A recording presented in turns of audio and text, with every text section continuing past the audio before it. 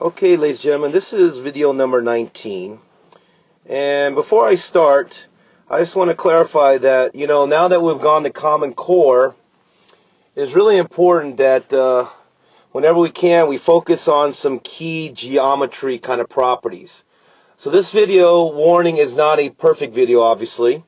And I kept the numbers pretty easy. The idea, I hope, is to teach you 5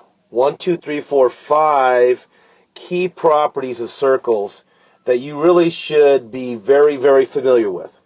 So let's get started. So take a look at this problem right here. And hopefully you notice we're given a purple arc of 120 degrees. By the way, any part of a circle as you go around it is an arc. And notice on the other side here, follow the red, I have a 110 degree arc. And we're trying to find that angle X there. That's actually what we call an inscribed angle. Okay, it's inscribed because notice how it's right on the circle. The vertex is right on the circle, right? So, how do we do that? Well, in class I call this rule number 1, the first key property to understand. Okay? But anyways, let me backtrack here just a little bit, get it cleaned up so it's not. But again, what we're doing here is what we call an inscribed angle. Okay? So, how do we do that? Well, hopefully there's one thing you definitely know. If I asked you how many degrees in a full circle, you ought to know it's 360 degrees. Okay. So notice, the idea is, if I already know this part of the circle is 120, and this part of the circle is 110, can I find the missing arc right here that is inside of my inscribed angle? That my inscribed angle cuts out of the circle. Notice again, my inscribed angle cuts out the blue arc I just shaded in, correct? And so what's the idea here is I'm going to find that green arc first. So I'm just going to take 120, add 110. That's 230. Again, I kept the numbers easy for the most part, guys. And how do I find the green? Well, I'm just going to take 360 minus 230. And I'm going to get 130 degrees. So I know that that's 130. So how do I find that X right there? Well, the rule's real simple. Again, this is the first property I have my kids memorize. And it's that the inscribed angle is always half the arc it cuts out. So angle X cuts out this 130, correct? So all I have to do is take 130, divide by 2, and I know angle X right in there has to be 65 degrees. So an angle inscribed is always half of the arc it cuts out. Okay, pause the video if you need to. Now, guys, could you try to find this angle X, please? Pause the video again. Okay, let's see how you did. Hopefully you realize, well, a full circle is 360. So if I know part of it is 100, sorry about that mess up there. And you know what? I just realized I got the same exact total at the end, right? No, I didn't. Okay, good. So anyway, so knowing that one part of the circle is 100, right? That's that right there. And the other arc I know in green is 150. Let's add those together. I'm going to get this time 260. Okay? Well, if I know that I have 260 from all the way from the blue through the green right there, could I not figure out what the rest of the circle is? Of course. 360 minus 260 is 100. So now I know the missing arc right here is 100. So what is X? 100 divided by 2 is 50 degrees. Pause the video if you need to. Okay. So guys, I'm going to skip this one and save that for last. Now, let's take a look at this problem here. Notice what's different about this one is this time, notice the red angle at E is external from the circle. It's outside the circle. And notice the angle again cuts through the circle, right? Let me use red here, actually. It cuts through the circle there, cuts through the circle there. And the end result is it cuts out a small arc as it enters it, and it cuts out this larger green arc as it exits, right?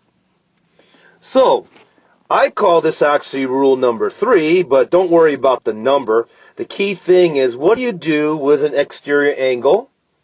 Well, the rule is, I take the larger arc, and I'm going to stick with black here if you don't mind, guys.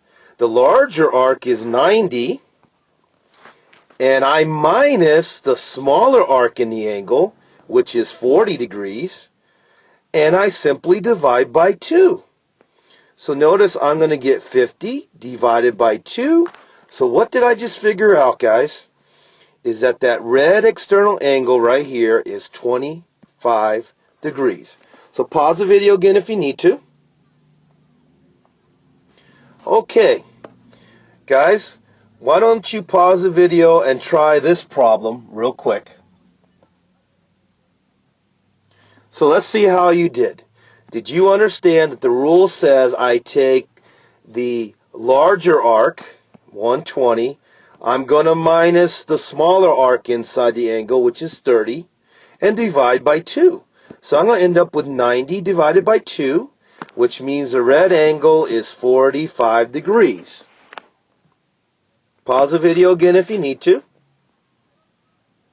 Okay, so now guys, notice we did outside angles, we did an angle on the circle, right? What about an angle that is inside the circle? So take a look at this problem right here. Okay, notice guys, actually I'm going to change to gold here. Okay, notice guys, right here and right here, I have what we call vertical angles.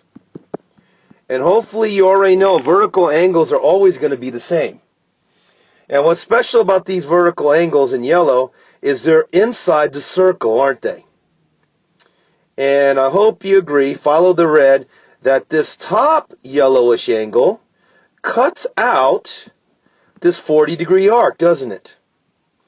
And the bottom yellow angle, which is the same as the top angle, yellow angle, right? It cuts out this larger arc over here, which is 150. Okay, so I call this rule number 2, but again, don't care about the number. Know the rule.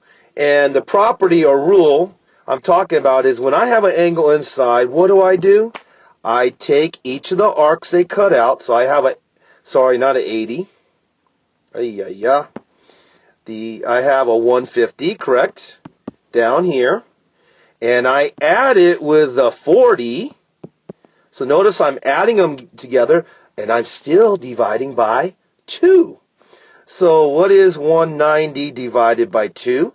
I just figured out that those two vertical angles in the middle of my circle, or at least inside my circle, okay, is 95 degrees. Each one of those is 95 degrees. Okay, pause the video again if you need to. Okay, guys, so try this problem on your own, please. Again, pause the video. Okay, let's see if you did it right.